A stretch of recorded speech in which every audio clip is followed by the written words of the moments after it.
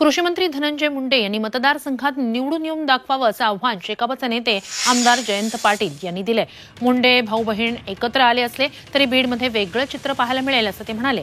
काही दिवसांपूर्वी मुरुडमधल्या मेळाव्यात शेकापची 2,500 मतं जिल्ह्यात शिल्लक राहणार नाहीत अशी टीका धनंजय मुंडेंनी केली होती आणि त्याला आता जयंत पाटील यांनी प्रत्युत्तर दिले। मुंडेंच्या बारशाच्या घुगऱ्या मी खाल्ल्या आहेत, शेकाप संपणार नाही असंही जयंत पाटील म्हणाले।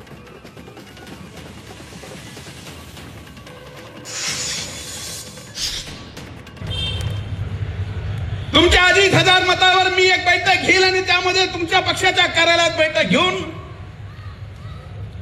असे 2,500 मतं मिळतील।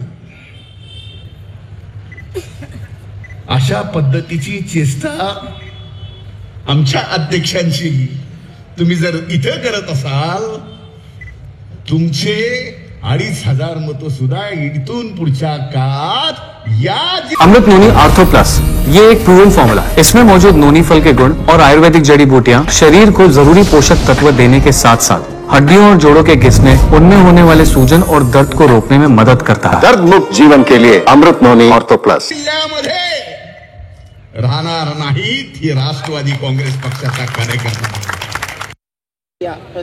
त्याला तिथे येऊन निवडून येऊन दे। त्याच्या मतदारसंघात दोघंही बहीण भाऊ एकत्र झाले तरी बीडमध्ये वेगळं चित्र होईल, एवढंच मी सांगतो।